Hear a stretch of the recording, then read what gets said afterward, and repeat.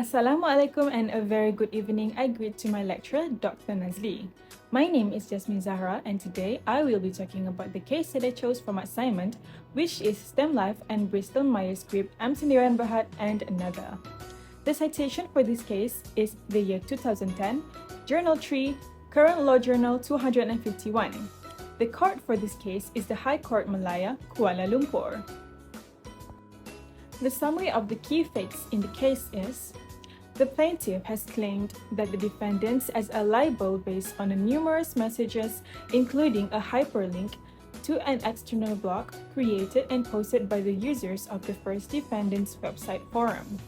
Plaintiff stated that the first defendant is responsible as the publishers, authors, and/or editors of the website for the defamatory statements made by forum users on the website of the first defendant.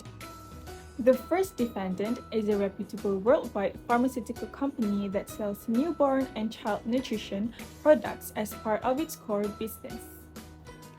Back in 2003, the first defendant hired the second defendant, which is a web agency, to set up a website that provides the first defendant with an online platform to update Asia's customers with the latest product information, activities, and news of the first defendant's business. The website also features an interactive forum called Asian Moms Network, which aims to encourage the open sharing of members, ideas, opinions, and information on a range of topics for the improvement of their healthcare and parenting requirements. The first defendant had summarized their involvement in the alleged publication of the words complaint in the forum. However, plaintiff failed to prove that the first defendant is the publisher of the words complaint in the website and hyperlinked to the external blog.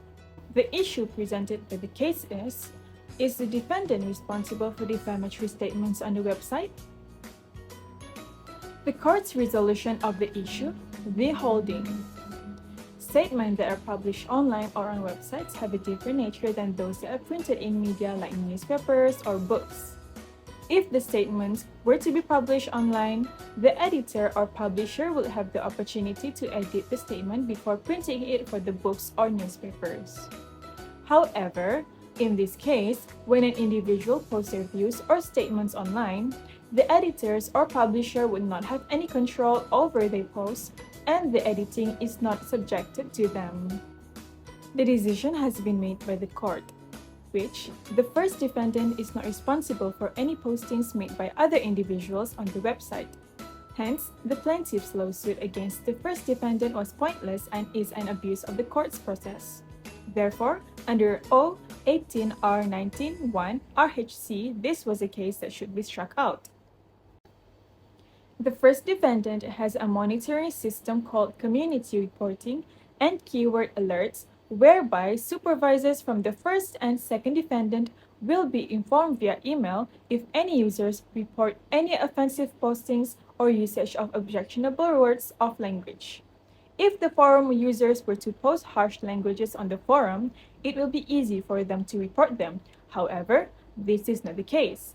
The defamatory statements were not posted by the first defendant, but it was posted by a random forum user. So, in this case, the first defendant is not responsible for the defamatory statement that was made by the forum user. The lawsuit made by the plaintiff against the first defendant was not relevant as they are not responsible for other individuals' postings on the website as they have no control over the postings. Unless if the defamatory statement was printed and it was not edited on purpose, then the lawsuit would have been relevant. Nonetheless, the first defendant has removed the statement from the website. Hence, I agree with the decision that was made by the judge of the court. Thank you.